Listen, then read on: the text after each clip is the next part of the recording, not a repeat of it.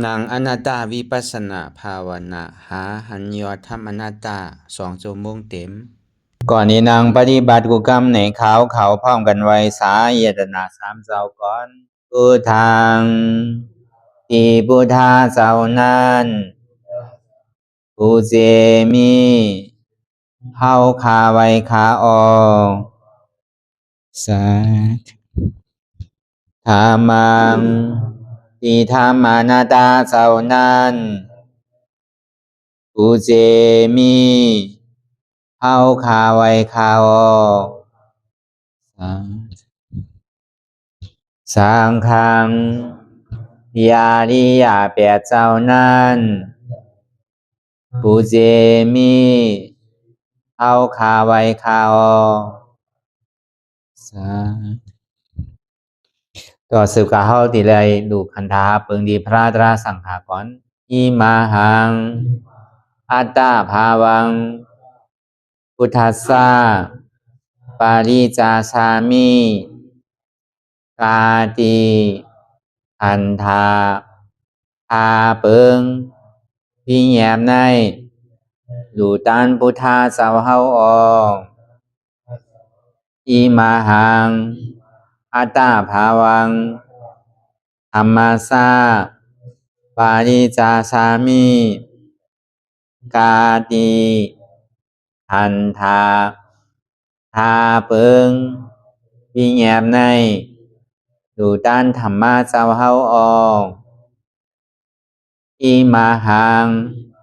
อัตตาภาวังสังคัสสะปาริจาสามิ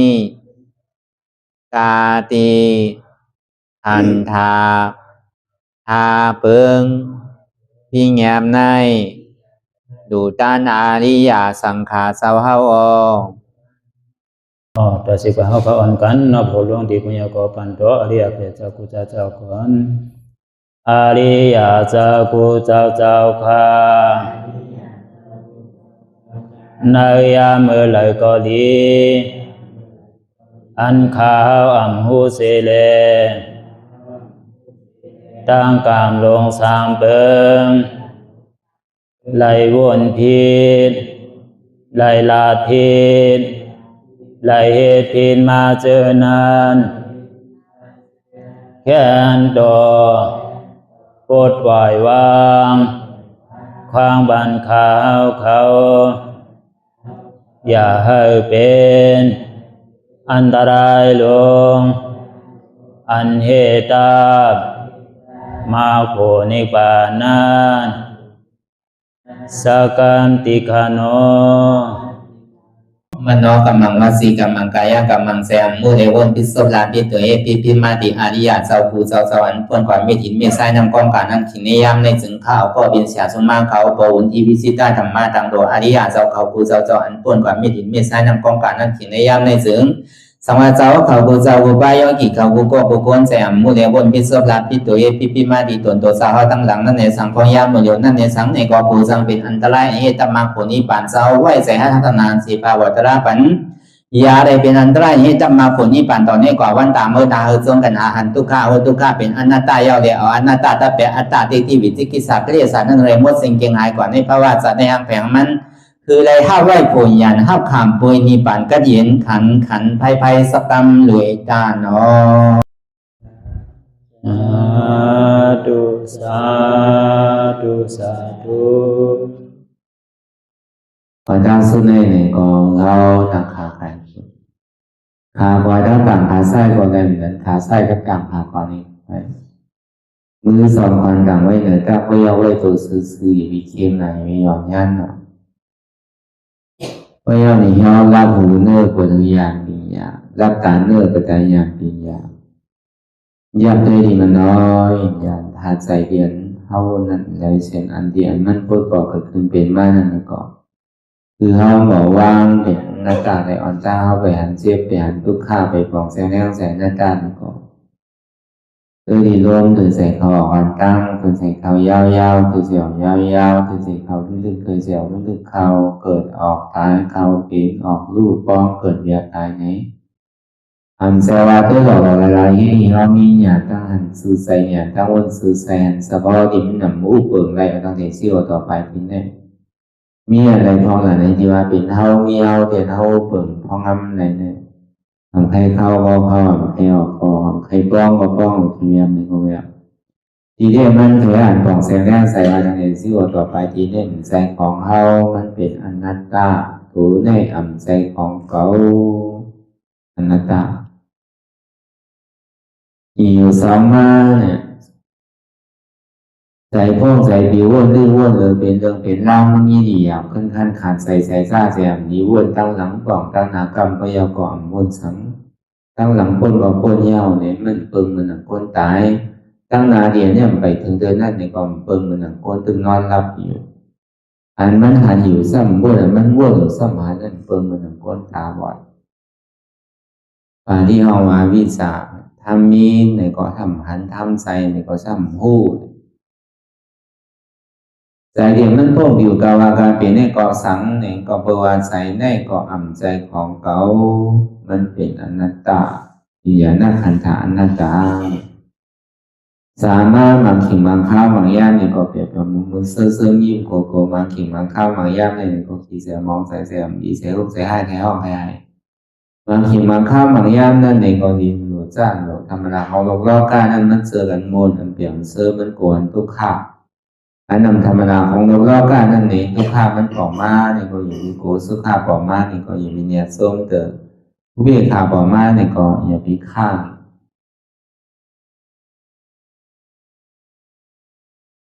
แต่จังหวะธรรมดาของโลกโลกานั่นเนี่ยมันเจออันมนเปลี่ยนเสื้อมันกวนทุกข้ามันหนังนำให้ไหลลองซ้ำนำการในอันนำธรรมดาของโลกโลกานั่นเนี่ยอ่ำโกเนี่ยก็เปิดทุกข้าแน่ปลายซื่อผมพ้นไปเหมือนเงาอย่างที่ตามตัวเขาไปกุฏิจังหวะมันไปป้นไรเนี่ยมันไปป้นไรซ้ำเดี๋ยวไรให้ถือเนี่ยอยู่ซ้อมมันไรเนี่ยอันนี้เป็นคอลำดองแต่ไอ้ใหญ่พอเขาบอกเพิ่งไรให้รู้อยู่ซ้อมมันไรเนี่ยเขาบอกทำเหมือนว่าเนี่ยเขาหลบเพิ่งไรให้รู้อยู่ซ้อมล้อการได้เลยอยู่ซ้อมล้อการเนี่ยมันติดล้อการนะคนเราในทุกข้าก็เปิดติดล้อการอันนี้เขาพึ่งไว้หนึ่งเลยติ่มติดล้อกะอยู่ซ้อมกันอยู่ก็เอ้ก็กะน้ำก็เป็นน้ำมันก็เป็นน้ำมันเนี่ยแต่สองว่าเพราะอะไรมากพึ่งเห็นหัวในเอาในซึ่งมันใครตุกข้ามากกะหือก็ยาวเขาก็ดิ่มโกมันใครสุข้ามากกะหือก็ยาวเขาก็ดิ่มเนี่ยส้มก็เพื่อเขาพูดดีว่าตุกข้านั่นในก็อ่ำมันคือหมูเปิงไหลสุขาหน้าในก็อ่ำมันคือหมูเปิงไหลเพราะเมื่อไรในเขาใครเอามาเมียวเตียนมันอ่ำมันกึมเขาสำคัญมันกึมก็เป็นทุกข์เมียวนี่มันเป็นทุกข์เขาสำคัญมันเป็นสุขาเนี่ยก็ทำขึ้นทุกข์ไม่หนึ่งก็เมียวมันเป็นอนัตตาเนี่ยเขาสำคัญมันเป็นอัตตาเนี่ยเขาทำทุกข์ขึ้นไม่หนึ่งก็เพราะนั้นไหนยอมรับสภาวะเปิงเตะว่า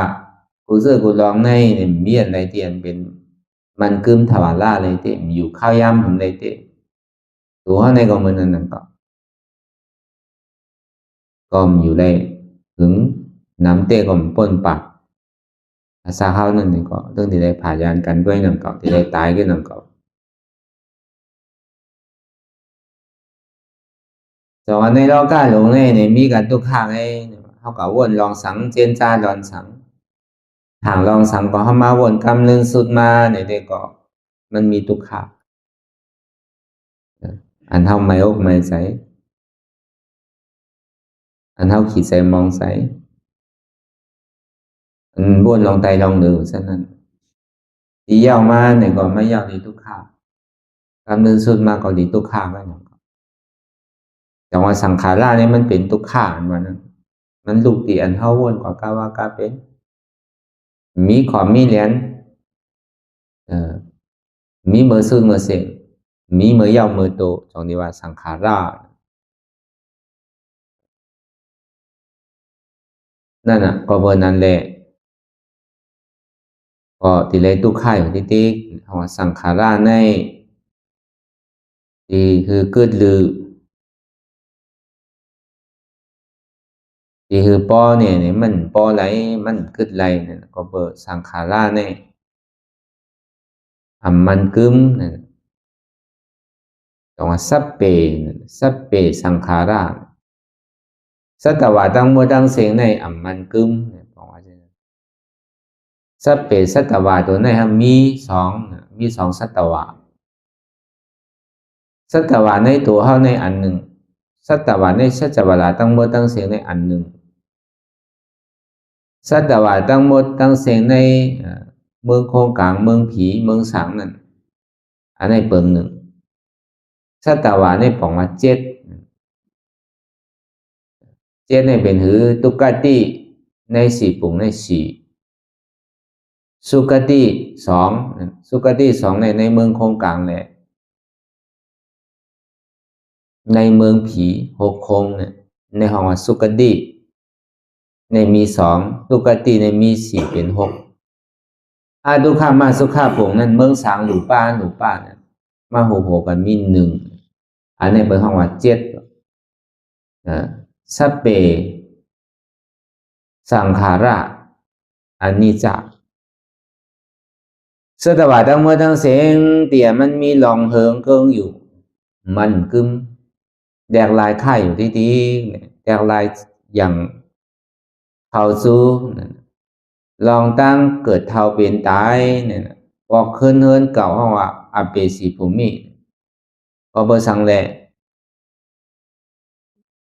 ถ้าว่าเป็นโกนก็เย้าเนี่ยมือมันหนุ่มเย้าก็เท่าแล้วก็เจ็บตายเนี่ยเป็นหือเป็นมอยาลงในสังเป็นโกนบางมีดีเป็นนั่นในสังเป็นเจ้าทอเจ้าแม่นั่นในสังเป็นคุณวันคุณเมืองนั่นในสังเนี่ยมีอำนาจก็คือก็ถึงดีกำเนิดสุดมาเนี่ยล้อกล้าทำมันว่าเนี่ยซึ่งเวไลมีข้อก็มีหลับมีหลีก็มีหายมีโขก็มีหายมีในก็ก็หมอตกในห้องล้อกล้าทำแปดเปิงเนี่ยในกล่อมรอดไรเนี่ยซึ่งที่ได้ทบยาหมันเพราะว่าเกิดมาก็เพราะนั้นในแหละเขาว่าลองโกนเฮาเนี่ยลองผีนั่นก็เมื่อนั้นนั่งก็เขียนในจั่นโค้งหนึ่งต่อถึงโค้งหกนั่นตั้งแต่จตุมหาราชิกะตาวาติงสายามาตุสิตานิมานรติปรินิมิตาสวัตติใช่ไหมก็อาสาเขาก็มีอยู่นั่นก็อาสาเมืองผีเนี่ยนะจตุมหาราชิกะในอาสาคาปักผีติบตาวาติงสาในหนึ่งเหงติบยามานั่นสองเหงปีติบตุสิตานั่นสี่เหงปีติบนิมมานรตินั่นแปดเหงติบปรินิมิตาสวัตตินั่นใน16,000เหงติบอันนี้ก็มีอายุห่างไปของมันก็อายุเซงเนี่ยก็ปอกขึ้นตายอยู่ปากก็เหงก็หมื่นก็แสนก็ในแต่ที่ปอกขึ้นมาปฏิสันติเป็นโกนในวาเกณฑ์มีกอง2กองกันในมันสั่งถูกก็ปอกขึ้นเงินเก่าเสียงว่าเฮินเก่าอันว่าเนี่ยเป็นสังในเมืองตุกติห้องว่าสัตตริสันเปตะสุรกายนาลายก็เพราะนั้นแหละสังขาราในมันกึมสัพเพสังขาราในมันกึมก็แต่ว่าตั้งมือตั้งเสียงเนี่ยมันกึมเป็นเจ้าเป็นจอมก็ตกอยู่เป็นผีเป็นสังก็ตกอยู่ใจดีปอกขึ้นผีตายเป็นผีมันมีนะผีตายเกิดขึ้นเป็นก้นยังเกะผีได้ปอกขึ้นเฮินเก่าได้หัวมันนำเมืองเก่าอภิสิภูมินั่นช้างนี่ก็เหมือนนั้นนั่งเก่าจะว่าช้างตายที่ขึ้นมาเกิดเป็นผีเป็นก้นก็ง่ายว่ะช้างหนูป้านั่นเขาก็มีอาสาของห้างไผ่ห้างมันอ่านโหเมืองเขานั่นอ่านโหหมื่นโหแสนโหล้านปีมันอาสาเขานั่นอ่านโหหลายกบเตะอ่านโหหลายกำผา อันสูงสุดในก็84,000แห่งกำพร้าสร้างเรียนอยู่สูงสุดห้องมันหนังเตวิรายเซเขานั้นอายุมีอยู่84,000แห่งกำพร้าเพื่อกับว่า84,000แห่งกำพร้าสุดยอดเนี่ยก็สร้างขึ้นปอกขึ้นมากขึ้นแล้วก็บนนั้นในตั้งมดตั้งเสียงอันมีอยู่26โค้งในเนี่ยมันตึงติไรเรียกลายข่ายได้ดีกว่าทางอัน5โค้งได้เนี่ยแต่ก่อมันเป็นก่อนมันกึมตั้งนายย่อมบอกขึ้นตั้งหลังมันห้องว่าเจ้าอนาคามเขานั้นเนี่ยจันสุดท้ายว่าสาหาปงนั้นมันเป็นดิจันอนาคามอริยะเขาอยู่อันนั้นแต่พอหัวตายก็เอานิพพานกับมันอยู่เดือเสียนั่นในแต่ก็สัพเบสังขารานิจจาสังขาราตั้งโมตั้งเสียงเนี่ยมันกึมว่าสัตวะตั้งโมตั้งเสียงเนี่ยมันกึมนั่นห้องวันนั้นสัตวะในตัวเขาในรู้สัมมีสังเนี่ยมีธาตุดินธาตุน้ำธาตุไฟธาตุลมปฐวีอาโปเตโซวายโยเนี่ยพอไล่เห็นมันว่าแต่อันหันหนาวตั้งเปิดให้มันเป็นวายโยธาตุลมในหันง่ายอย่างพอธาตุไฟกดสิมจอมถึงธาตุดินหันหนึ่งปอกธาตุน้ำก็มันดึกลำนะเลยมันหันได้ดีๆเนี่ยมันเต้าแต่หันโจเก็บโจข้าวเนี่ยก็เปิดธาตุน้ำเนี่ยมันละเอียดมันลึกลำนั่นก็วันนั้นโกนเอาในก็มีธาตุดินธาตุน้ำธาตุไฟธาตุลมอันนี้เป็น4สุขาก็มีเป็น5สุขาก็มีเป็น6ใจหักตัวโกตายก็มีเป็น7อันนี้มีอยู่7อันมีดีโกนก็ห้ามใจสร้างก็มีวัวก็มีไก่ก็มีหมาก็มีแมวก็มีตัว2 ตีน4 ตีน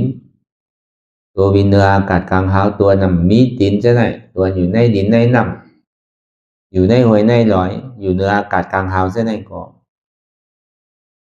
มีกันเฉยๆอย่างที่ห้องว่าสัตวะก้อยกาโกนในมันทูซานหรืออันสัตวะทั้งหมดทั้งเสียงมันมีปิ่งยาก็มีปิ่งยาเนี่ยก็มันเปิงเหมือนอย่างสัตวะทั้งหมดทั้งเสียงเหมือนอย่างสัตวะก็มอกว่าโมไปโมกินมันก็เปิงเหมือนโกนนั่นก็ก้อยกาสัตวะว่าเนี่ยมันมียานปิ่งยาอยู่หลายเลยมันเปิงกันสิเนี่ยโกนเขาเนี่ยซ้ำมีปิ่งยาเฮ็ดดีก็เลยดีเฮ็ดให้ก็เลยให้ในโกนเขาเนี่ยมันหู้ร้องในเลยมันก็ดีทุซานหนึ่งเสแต่ว่าสังว่าหูเนี่ยได้ก็เอามันมีว่าเอามันเฮ็ดว่าเลยยุ่มลองตั้งดีลองตั้งให้นี่ได้ก็มันก็เปิงสังกันกับสัตวะเหมือนนั้นตรงว่า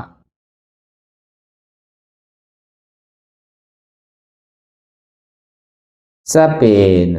พสังขาระอนิจจา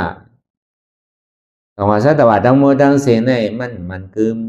อย่าไปสู้ต้องมองใครใครเปลี่ยนสังทางเย้าก็ว่าห้อมไปตัดไปละตาที่วิจิกิสาเตเต้เนี่ยก็มันต้องดิบปอกขึ้นตั้งหลังโจมลงตั้งไทยโจมเนี่ยมันง่าย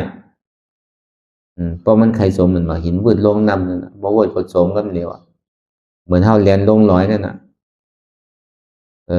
อันโจมเนี่ยมันง่ายอันลงเนี่ยมันง่ายอันคือเนี่ยมันหยาบแต่ป้อมหูไล่มันก็หยาบนั่นเพราะหูไล่มันก็หยาบนั่นก็แต่ว่ามันหยาบเหมือนเฮาสร้างตื้อกรรมกันได้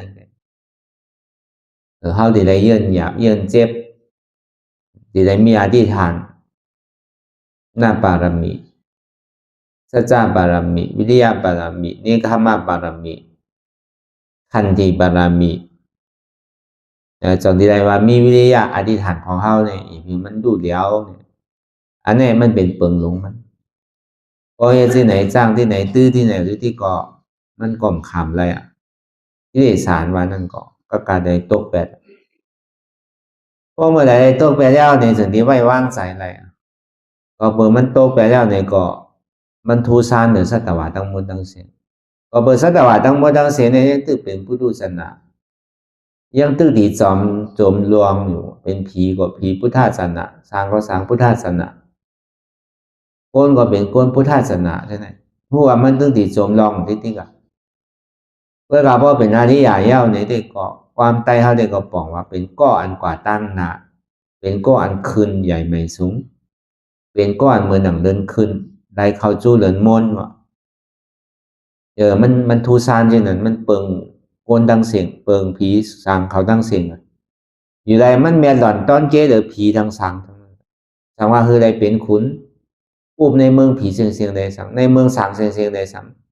ในเมืองของกลางน้ำบ่ดังเสียงในเป็นขุนก็เหลียวแก่นี่ก็มันย่ำอะไรที่คือเรียกอันนั้นเรียกอันนี้มันในโทษใบหญ้าของมันเอาก็เพราะนั้นในแหละอริยานว่านั้นมันแม่นหล่อนต้นเกหรือพุทธศาสนาพอเปิดอริยานเนี่ยมันเป็นก้อนนำเฮ็ดพิษทางเย้าเป็นก้อนที่มันกึมดังนาตึงที่มันกึมมันตึงที่ไรมักตะลาโผตึงที่ไรนี่ป่านมันในห้องอริยะเป็นก้อนขึ้นสร้างได้มันลงเปลี่ยนก็ขึ้นใหญ่ไม่สูงได้มันตกแล้วจังว่าอันนี้ได้ก็เฮาก็เกิดมาเป็นคนพระวาจาดหนึ่งเย้าเลยว่าเป็นคนพุทธศาสนายุ่มยำเกลีโกไก่พระตาสังขารอย่างนี้ซึ่งก็ที่ได้พึกเป็นพุทธศาสนาก็พึกเป็นพุทธศาสนาเย้านี่ก็ได้พึกเป็นอริยะพุทธะก็หู้ก็ตื่นภาษาแจงเลี้ยงติกัดเย็นผู้ทุกข้าเป็นอนัตตาพอผู้ทุกข้าเป็นอนัตตาแล้วก็ตื่นป้อมผู้อนัตตาผู้ทุกข้าเป็นอนัตตาตึกนับตึกบอดอยู่ตึกหนกตึกนาอยู่ตึกตื้อตึกตันอยู่นั่นปองว่ามั่นใจเป็นคนพุทธะภาษาแจงเลี้ยงดีกัดเย็นเนี่ยมันเจ็บแสบไม่แก่นเนี่ยมันแจงน่ะเลี้ยง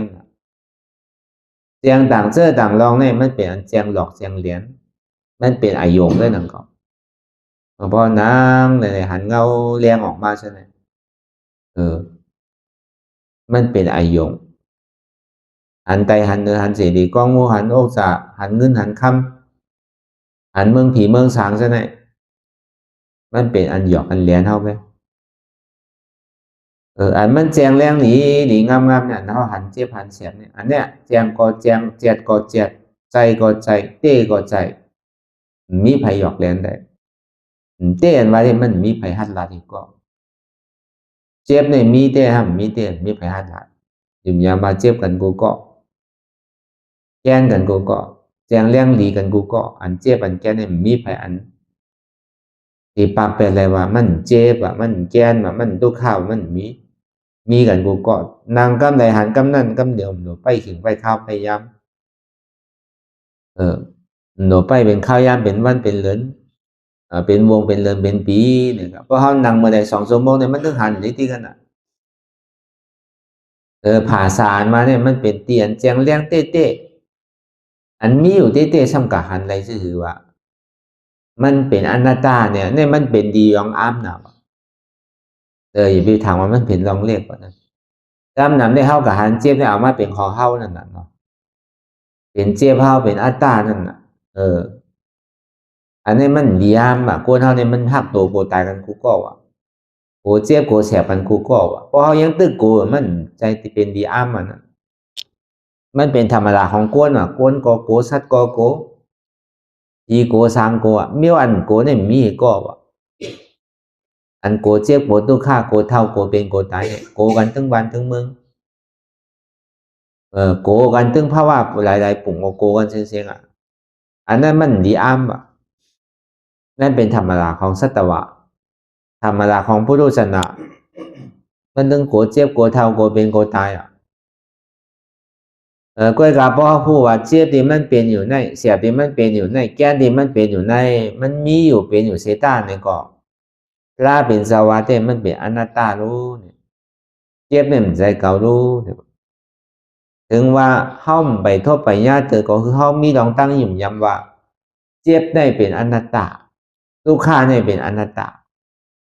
มันใจเก่าอุปเปิงไหลตัวนี่ก็เป็นอนัตตามใจตัวเก่าอุปเปิงไหลใจนี่ก็เป็นอนัตตามอุปเปิงไหล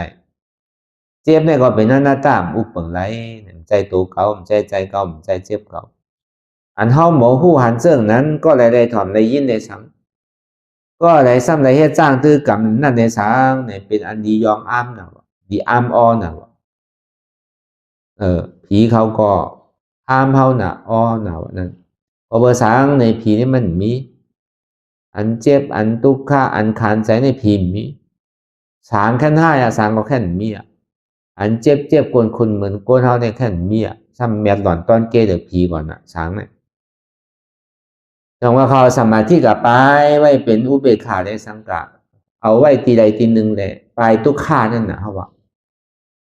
มีอ่ะเจ็บอันเสียบอันใหม่นะอยู่ไรเนี่ยเพราะเขาใกล้เฮ็ดจ้างตื้อกรรมเขาใกล้ปลายมันอ่ะมันปลายอะไรโจแก้บโจข้าวกันหนังเก่าน้องได้แหงอ่ะโหมันยังตึกกืนอยู่นั่นอ่ะเพราะเมื่อไรเนี่ยนำน้องมากกว่าน้องทำเต็มเหมือนเก่าขึ้นนั่นเหมือนแต่ว่าเรามาจ้างตื้อกรรมไม่หนังหือได้โหมันติ่มมานั่นหนังหือน้องที่ห้ามเป็ดนั่นมันเป็นลายแต่ที่กะเอาตืดเป็ดคู่นำมันกำเดียว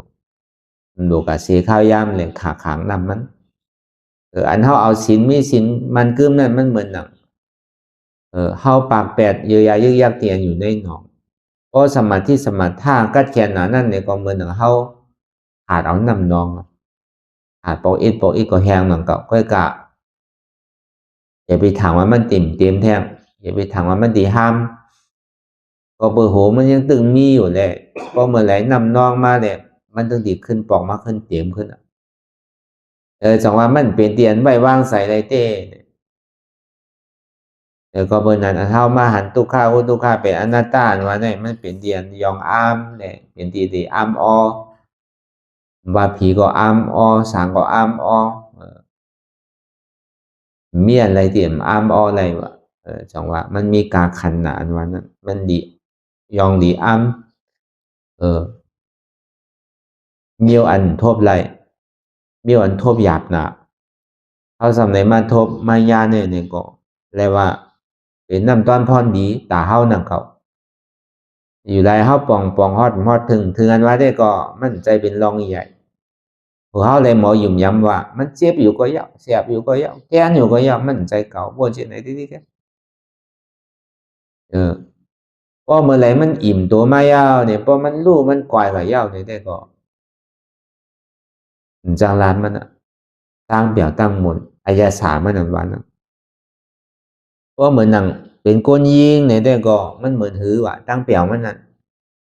เหมือนเท่าตึกตีเกิดรู้มันเมื่อดีเกิดได้คานใจต้องเจ็บต้องแก้นป้อมอยู่นิ่มอยู่เศร้าไรตั้งคานใจเนี่ยในหลงลอกก้าหลงเนี่ยเพราะเอาเหมือนอาซากแรกเอาก็เดียวกระโจนลูกดีออกมาเนี่ยเมื่อมันตึกคำคลองไว้อยู่มันตึกกึดอยู่มันตึกเป็นอยู่มันตึกจับอยู่นั่นเนี่ยก็คานใจอยู่พอเมื่อไหร่มันออกมายาวเนี่ยได้ก็มันยายกว่ายาวเนี่ยออกมายาวเนี่ยก็ตั้งเปี่ยวตั้งมนนั่นเหมือนนั้นวะอันนี้ก็เขาก็จะได้ขำมาเพราะเป็นผู้หญิงเขายามมีลูกมีร่างนั้นมันแค่เหมือนที่นั้นวะเพราะเป็นเหมือนก้นใจเนี่ยฮะเหมือนหนังก้นพยายามแต่หน้าหอต่อเฮิรนเนี่ยซึ่งที่ได้แต่หน้าหอต่อเฮิรนไหมไม่วะเหมือนนั้นหนังเขาว่าตั้งเปี่ยวที่เตี้ยมันเปี่ยวเลยนั่นมันก็จังแตกสังก็เอาในแตกนั่น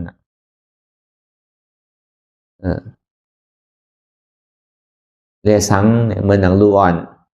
อันพยายามให้สังร่องซะนั่นเพราะอะไรเหตุก็เปี่ยวนะเรียสังเนี่ยก้นอันโต๊ะขอกที่รู้ว่าเตะก้นไม้เนี่ยโต๊ะขอกโต๊ะคู่ไว้นั่นเนี่ยเมื่อมันออกมันค่ะเปี่ยวตั้งเปี่ยวมันได้ออกไปในปอดหลอดแล้วนะก็เบอร์นั้นเนี่ยอันเท่าว่าโดยลองตั้งซาเปสังขาระอันนี้สารมานะสัตว่าทั้งหมดทั้งสิ้นในสัตวะทั้งหมดทั้งสิ้นในตัวเฮาในเนี่ยสังก็เป็นสัตวะอันหนึ่งเท่าว่ามันคือมีอันอย่าไปถามว่ามันคือกรรมเลื่อนสุดมาเนี่ย มันตึงตีเฮิงเกินกว่าตึงตีกวนตีปังกว่าตีตายกว่ามันจังว่ามันกึมมันอยู่ในหึงเต้อันไรห้ามไปถูกดีเฮ็ดได้เฮ็ดก็หลุดแน่เฮ็ดแลรอผ้าต่อซ้ำบ่ว่าหมาหน้าเต็กที่เฮานั่นมันตียอมลงเลยมันตีเบาเลยตีไฮแบดนั่นเฮ็ดการสังก็ยับก็ขึ้นสิว่ามันเป็นการดีเฮามาทัดโดยในรอผ้าอันเฮาอะไรใครเป็นต่อซ่านเฮาขีดใส่ลำใจกรรมมหานเฮาหุ่มหันมาหน้าที่ที่เฮามีแผนสูงซะนั่นก็เฮามาสร้างตื้อกรรมได้ไล่ให้การดีการทอดการแม่เดียวนี่อันนี้มันยอมลงต่อถึงมันพอสุดเสียงกว่านั้นปองว่าเสียนตั้งเตียนเฮาเฮ็ดอยู่มื้อเดียวเนี่ยมันสร้างถูกมันหมั่นแม่เนี่ยว่าพอเปิดหังเนี่ยคือกิเลสานั่นยอมแม่ในต่อถึงมันพอตายไปยอมหลายๆก็มันไปเย้ามันตึกกะนอนหลับอัตตาก็ตีเต้มันโดดตายไปนะ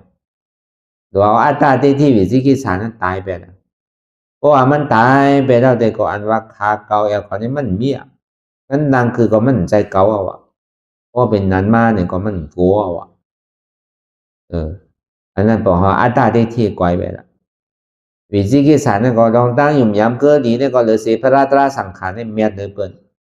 ต่างเสื้อต่างร้องเนี่ยเมียเดินเสียพระราตราสังขารอันนี้ลองตั้งอยู่หมันแม้เนี่ยเกิดขึ้นมาสมาธิที่อันว่าเนี่ยเกิดขึ้นมาเต็มลองตั้งอยู่พิษอยู่เปิงก็หายแบบอัตตาที่ก็ก่อยแบบตายแบบจะเรียกว่าเป็นศีลวิสุทธิกานาวิสุทธิเจตวิสุทธิพอเมื่อไหร่อัตตาที่มันก่อยแบบวิจิกิจสั่งดอยแบบนั้นมันใจว่าเป็นวิสุทธิเด้อมันยังตื้อเป็นศีลปฏิบัติมันตื้อเป็นตาหน้าปฏิบัติใจตาปฏิบัติอยู่มันใจเป็นเตเด้อพอเบอร์มันไปเป็นวิสุทธิเด้อก็เป็นนั้นแหละสัพเพสังขาราทุกขาจังว่าสัตว์ว่าในมีกับทุกขาไงก็เพื่อเอาลองตั้งสังขาระลองตั้งเรียกลายค่ายกว่าลองตั้งถังในถังในอยู่ลองตั้งใจที่ใจจับใจเปลี่ยนอยู่ซะในเนี่ยลองตั้งยังใครเกิดเท่าเป็นตายอยู่ซะในเนี่ยใครหาภาวะปรุงใหม่อยู่ซะในเนี่ยภาวะปรุงแรงดีว่ามาดังเสียงเนี่ยมีทุกขาไงหรือเสียทุกขาเนี่ยมีอะไรในผงดังโมดังเสียงเนี่ยในดุกติสุกติอทุกขามาสุขาปงในสัจวราตั้งโมตั้งเสตัวมียุคนามขันธาเนี่ยมีทุกขาไงใน3ชีวิตคงเนี่ยมีทุกขาไงเป็นเจ้าหน้ากรรมเขานั่นก็มีทุกขาเพราะเมื่อไรไปพอถึงอรหัตโผเตอเนี่ยก็ยังตึกติมีทุกขาอยู่ก็ยังตึกตัวในเวียกขันธาไว้อยู่แหละ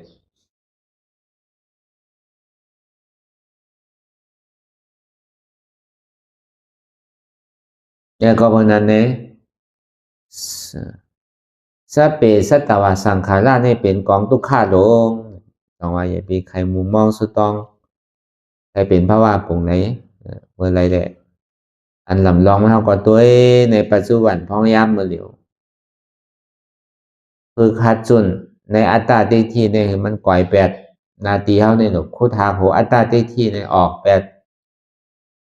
มันใครเป็นสังมากกว่าเยอะมุมมองสุดต้องใครใครหลีใครทอดใครเมียสังเมื่อไรเนี่ยคัดใจ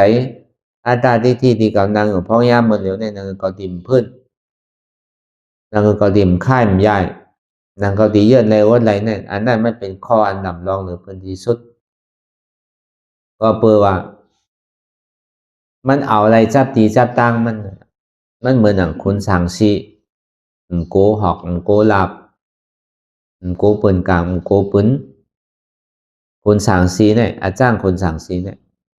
ปู่พานปู่มุเซยิงมันมาอย่างเนี่ยก็มันโกกลางอันปู่มุเซยิงมันกองอันปู่มุเซยิงมันเนี่ยมันโก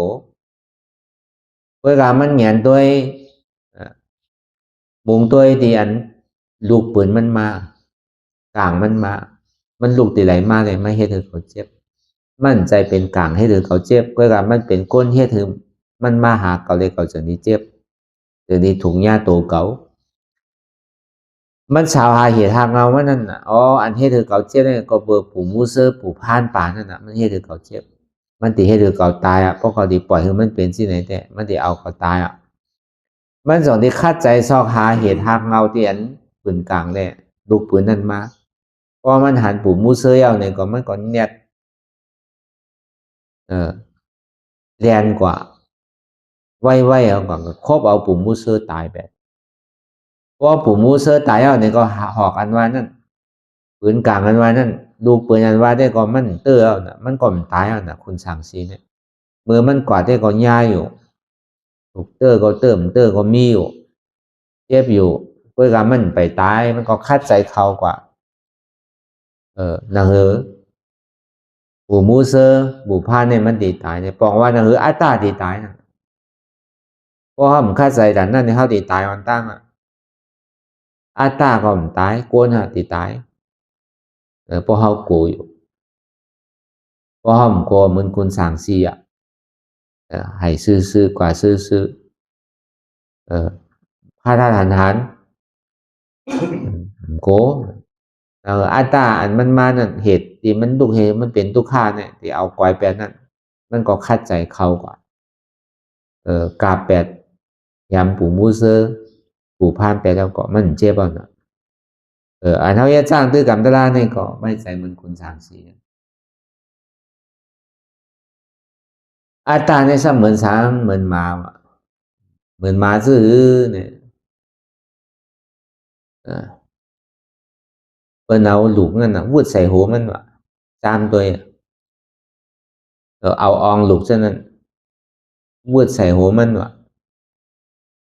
ดูกหมูในสังดูกไก่ในสังซะนั่นน่ะเนาะพอเอาวุดซึ่งใส่หัวมันเนี่ยมันก็ห้องมันเจ็บหนาวอ่ะมันห้องมันก็ใส่ลำหนาวอ่ะมันก็เพราะว่าลูกเตอร์ใส่หัวมันเนี่ยมันตัวก่อนเนาะพอมันตัวมันก็ใส่ลำกับกาบลูกมันว่ะอันนี้คือเขาเทียบได้เป็นดุกเนี่ยเนี่ยตึ้งใจลำก็ตึ้งกาบไงตึ้งห้องไงกาบกับกาบมาสัมหวานนู่นเนาะดุกเนี่ยมีน้ำเจียมเนาะอาตาเนี่ยเหมือนที่นั่นว่ะมันหู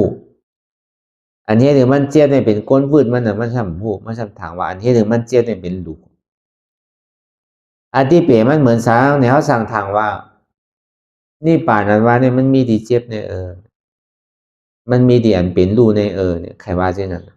เพราะเขาอยากเป็นรูอยากเกาะเพราะเป็นรูมันสุดกว่าเพราะอันนี้จ้ามันสุดกว่าเพราะเขายากมันปลอมมาปลอมมันสุดกว่าแน่เป็นนิพพานเขาจำทางเลยที่มันเจ็บอยู่เนี่ยเขาอยากพอเจ็บมันหายก่อนแน่เป็นนิพพานมันแค่ว่าไล่เช่นนั้นนะแต่ว่ามันก็เอาดีโพนาส้มเอาดีเหตุทางเอาซ่องนั่นเพราะมันไข่ปื้ดกึดไปลองตั้งตุกข้าในมันโดดสาวเหตุทางเอาจ้องมันกำเดียวเหมือนหนังคุณสั่งสี่อย่าไปไว้ใจเหมือนหนังอันที่มาหูเลยเปิ้นเอาก้องดุกวูดใส่หัวถามว่าอันนี้หรือมันเจ็บหรือมันตุกข้านี่มันเป็นดุกในเนี่ยอันนี้บอกว่าเขายังตึกกะเอาตีอโจมันดีๆเอาดีผลมันดีๆเอาดีตัวตุกข้าเช่จ่าดีๆเข้าไปหูจักเหตุจ้องตุกข้ามาตัวสมมุติยาเช่จ่าเนี่ยมันเป็นก้นวืดสมมุติยาเช่จ่าเนี่ยมันเป็นก้นยิงเพราะว่าหูลองตั้งสมมุติยาเช่จ่าเนี่ยเขาเอาแปดตัวสมมุติยาเช่จ่าเหตุทางเงามันอันตีให้ถึงมันตุกข้าให้ถึงมันเจ็บให้ถึงมันเป็นเจ็บแกนต้องต่อเต้นชันให้ถึงมันเกิดเท่าเป็นตายเนี่ยมันมีดีกว่าที่มามันเนี่ยมันมีดีอัตราได้ที่วิจิตรสาเหตุการ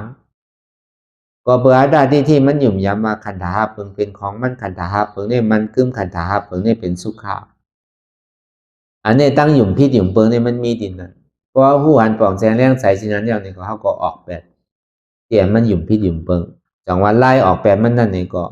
มาดีตัวอ่ำใจตัวมาดีใจอ่ำใจใจมาดีเจ็บอ่ำใจเจ็บตัวอะไรมันตีหันถึงสามอันพออยากตีไหลตีหนึ่งเนี่ยมันตีหันอันหนึ่งอันเดียวมันตีไหลกว่าจอมมันกว่าจอมมันดีๆอ่ะก็อยู่จอมมันไหลรองจอมมันดีๆอ่ะ ก็ในเขาสัมปอกขึ้นมาเป็นก้อนตัวเนี่ยผู้หันใดดีที่มันเป็นอยู่มีอยู่เมื่อเดียวเนี่ยก็อ้อมใจเก่าเหมือนหนังก้นตึกหอกากว่าอันเจ็บแกนต้องตอดก็เป็นน้ำมันตัวนี่ก็เป็นรถใจนี่ก็เป็นก้นหอสมาธิที่สมาสังกัปปะเนี่ยก็เป็นก้นตัวตางเลยแหละจริงโดดถึงกว่าถูกทีเดียวใช่เดียวกว่าเนี่ยตัวเลยหูจักเส้นต่างมันกว่าถ้าเอาสมาธิที่สมาสังกัปปะสัพเปสังขาระอนัตตาสัพเปสังขาระอนัตตาจงว่าสัพเปสัตวะทั้งหมดทั้งสิ้นสังขารทั้งหมดทั้งสิ้นเนี่ยมีอะไรที่อุปงไรมีสัตว์ผู้โกที่สร้างอะไรก็ไรตาดีกับอุปงมันไรมันเป็นธรรมดาของมันผู้อากูเซอร์กูลองเนี่ยมันมีการเกิดขึ้นตั้งอยู่ย่อก็กำเนิดสุก็รู้ว่าจังก็เอามาเป็นของทีมจังก็เอามาเป็นของสางจังเอามาเป็นของกลจังเอามาเป็นโตสัตวะใดนึงเนี่ยก็เปิดธรรมดาของมันนั่นเนี่ยก็มีเกิดมีทุกข้าใกล้เตียนมันเกิดขึ้นมีทุกข้าใกล้เตียนมันตั้งอยู่มีทุกข้าใกล้เตียนมันรู้กว่าในห้องว่ามันเป็นอนัตตา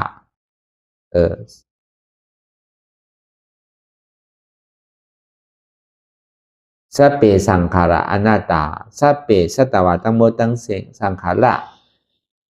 เตียนมันมีสัพพอเตียนมันแดกลายค่าอยู่ที่ดิกนั่นในห้องสังขารมันเป็นอนัตตาแดกลายค่าอยู่ก่อมสังกัอุปเปิงไรตัวค่าอยู่ก่อมสังกัอุปเปิงไรเป็นอยู่มีอยู่ในก่อมสังกัอุปเปิงไรจังกัเฮ็ดซื่อเลยเอาอุปเปิงไรก็การที่ได้ยอมรับว่าอ๋อมันใจเก่าพอมาตอนอนัตตาเนี่ยมันจะได้เข้ามาลองตั้งแต่ตัดสินใจว่ามันใจเก่า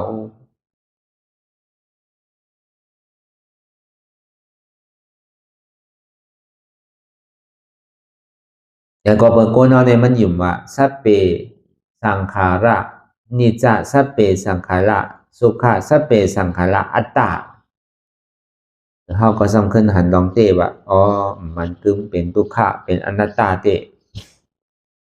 เพราะเป็นที่ไหนก็เขาอยู่เหนือเขาเป็นสัตวะเนี่ยเขาอยู่เหนือสัตวะอันอยู่เหนือสัตวะอันมันเป็นผู้โกทุสานนั่นในห้องว่าเป็นอริยะจังว่ามันอยู่เหนือสัตวะทั้งหมดทั้งสิ้นจอมบ่อเดียวอันที่มันรับสิ่งไว้เนี่ยมันแรงมาเยาอันที่มันหันพิษนั่นเนี่ยก็มันปอกขึ้นมาหันมันหมันเมียเดียวตอนนี้ห้องว่าก็อันพายก็อันลุยป้นกว่าในกาหม้อข้าก็ถึงกุนปุญเยาลุยแปดในโหซึกหลวงอัตตาที่วิจิกิสาโหซึกกิเลสาเตียนไปที่หับตับไว้ถึงก็ได้เข้าติ่มกว่าอะไรนั่นเนี่ยก็อ่องเป้มันแปด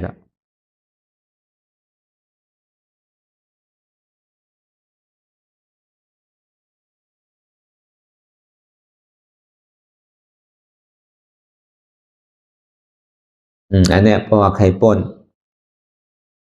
เนี่ยก็เขาก็เอาเงามันดูพูดจักเงามันดูหมอกก็ออกเงามันจังหวะเดียนมันยำๆในเด็กก็อันเท่ามันนั่งเนี่ยเขาก็อย่าไปถืออธิษฐานของเขาในลูกเจ็บเกิดก็เยาะเสียบเกิดก็เยาะแค้นเกิดก็เยาะคือเขาปองแจงแรงใจดีๆว่าตั้งแต่ชื่อก็ต่อไปตีเนี่ยมันใจของเขารู้เป็นถึงเขาเติมมันเขาหลุดปันพระราตราสังขารเอาเขาจู้เนี่ยว่าอันไหนลายตาดีเป้มันไหลใจเนี่ยก็เหมือนนั่นนั่งก็พอเยื่นกว่าเยื่นมาเนี่ยมันเจ็บถึงอกถึงใจมากใจพวกใครพูดใครขาดมาเนี่ยก็เติมมันใจเนี่ยก็มันใจของเขาหลุดปันพระราตราสังขารเอาเฮ็ดที่ไหนพอนางกว่านางมาเนี่ยพอเยื่นกว่าเยื่นมาเจ็บกว่าเสียงครับเนี่ยตั้งวิทย์ก่อตึกวิสัยก่อตึกวิทย์กว่าก่อตึกมาตั้งนาก่อตึกกว่าตั้งหลังก่อตึกเฮ็ดกูไล่ก่อตึกก็ตึกเจ็บ thì đây hết thứ chép này còn chạy cậu có đủ phần paraga sẵn khái thầy chép cửa tương mình ạ tài vào tương mình tài ạ còn mình thì tài có côn tàiเป็นเทวราอัตตาตายเป็นอริยะภายตายก็มซุ่มไว้ใส่ที่ไหนกรรม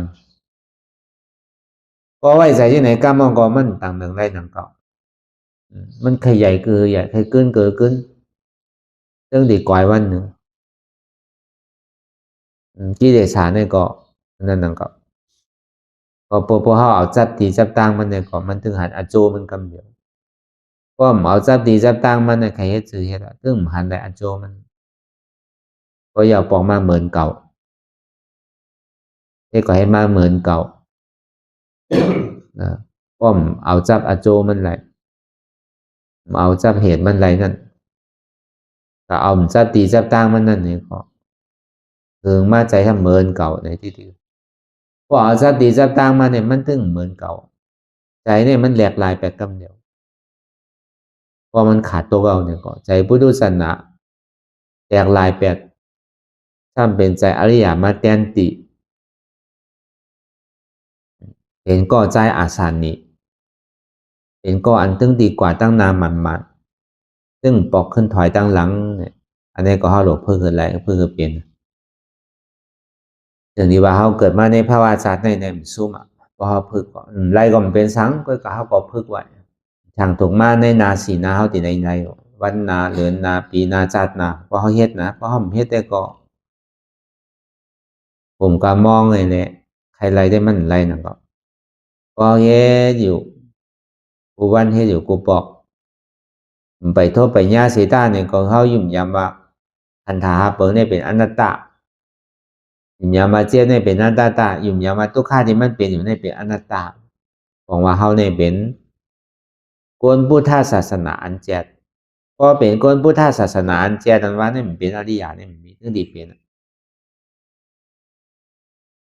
มันเป็นเส้นต่างเดียวกันอ่ะมันไล่สายตาเนี่ยก็มันเรื่องดีเป็นวันหนึ่งเจ้า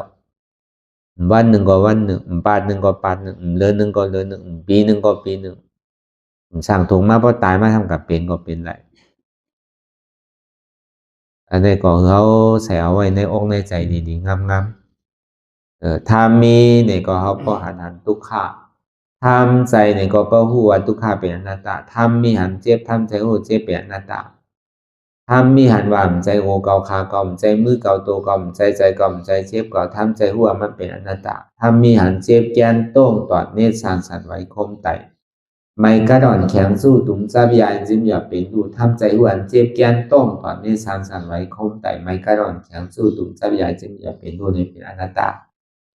อันนี้ก็เขาวนยาวขายามหนึ่งอย่าไปว่าไพ่อย่าไปว่าเธอนะในสังวนในสังหึงบ่เพ่งเพ่งกันกว่า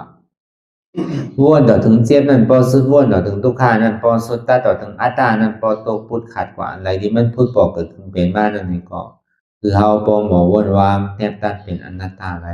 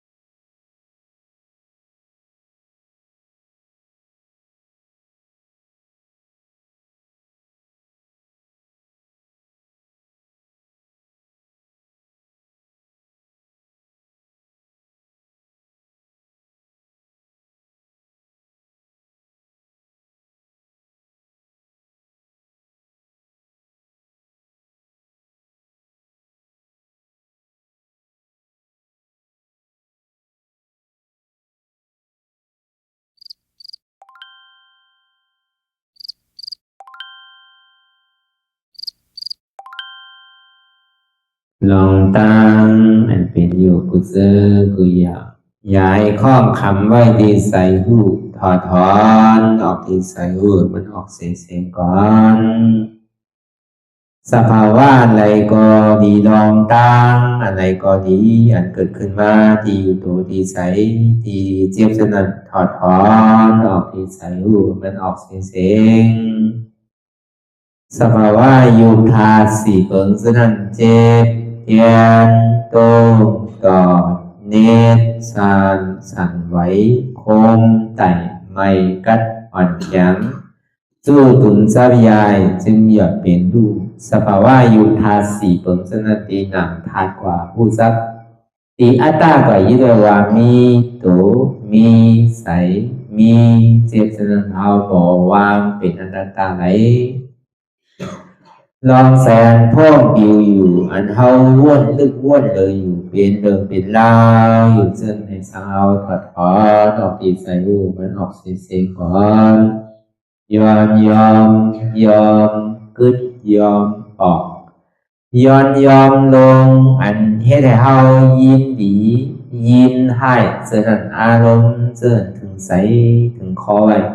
ตีมันยืดไว้ตีมันเป็นทุกขานั้นปวดปล่อยวางออกที่ใส่หูมันออกเสียงก่อนลองเสื้อเป็นทุกข้าเลยลองย้อนถึงใสหลายๆอย่างมันเกิดขึ้นมาตีตัวตีใสตีเจียบสนั่นปวดวางย่อเสียงก่อนก่อยค่ายย้ายลายหนึ่งพื้น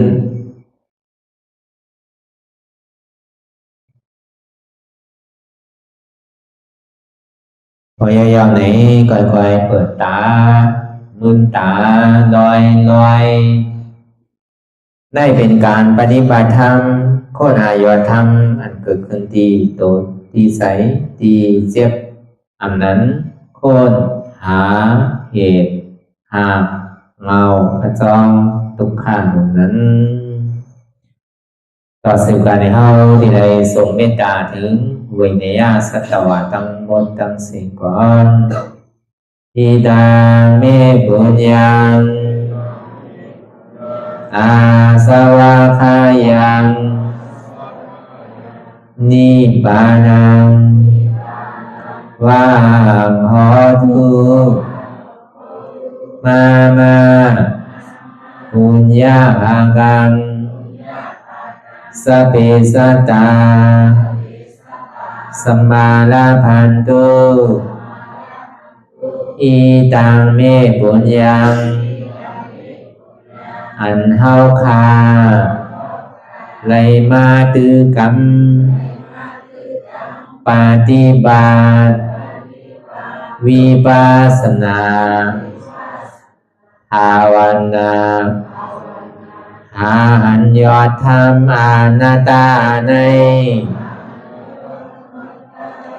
อาสวะคายัง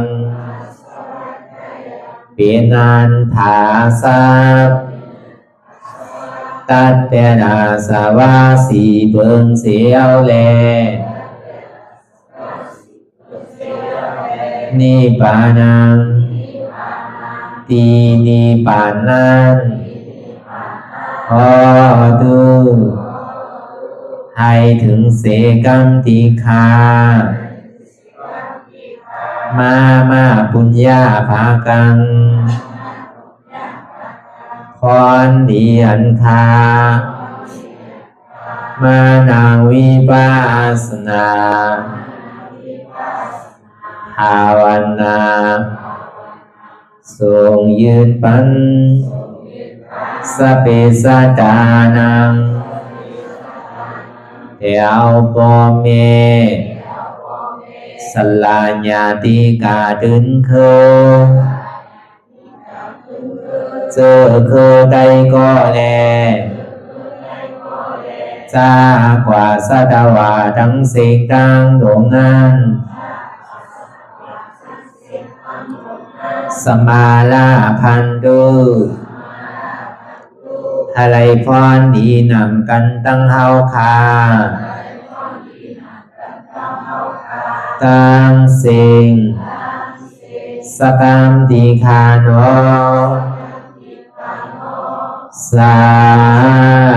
ธุสาธุสาธุ แต่สิกว่าเขาก็อ่อนกันนับหัวลงที่ปุญญาโกปันโตอริยเปเจ้ากูเจ้าก่อนอริยเจ้ากูเจ้าค่ะในยามเมื่อไหร่ก็ดีอันข้าวอ่ำหูเสเลตั้งกามลงสามเปิงไหลวนพิษไหลลาดพิษไหลเหตุพิษมาเจอนาน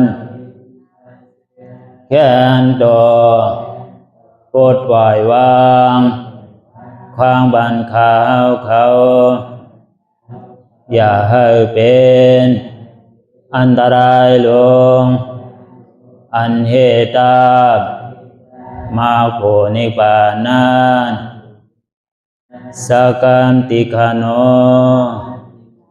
มโนกัมมังวสีกัมมังกายกัมมังแสมมุเรวนพิศลาปิตัวเอพิมาติอาริยะเจ้าภูเจ้าสวรรค์พ้นความเมตินเมสายนำกองการนั้นขินนิยามในจึงข้าวก็บินเสียสมาเขาปวุนทีวิสิตาธรรมะตังโดอาริยะเจ้าเขาภูเจ้าสวรรค์พ้นความเมตินเมสายนำกองการนั้นขินนิยามในจึงสังวาเจ้าเขาภูเจ้าภูบายกิเขาภูก็ภูคนแสมมุเรวนพิศลาปิตัวเอพิมาติตนตัวสาวตั้งหลังนั่นในสังพยามโยนั่นในสังในก็ภูสังเป็นอันตรายเหตุมาผลนิปานเจ้าไหวใส่ให้ทัศนานสีภาวตระปันยาได้เป็นอันตรายให้จำมาผลนี้ปั่นต่อเนื่องกว่าวันตามเมื่อตาเฮอจงกันอาหารทุกข้าทุกข้าเป็นอนัตตาเยาวเดียวอนัตตาตาเปอัตตาติวิจิกิจสักเรียสันนั่นเลยมดสิ่งเก่งหายกว่าในภาวะสัตว์ในอังแผงมันคือเลยห้าไหวผลยันห้าขามปุยนิปั่นก็เย็นขันภัยสกรรมหลุยตาเนาะสาธุสาธุ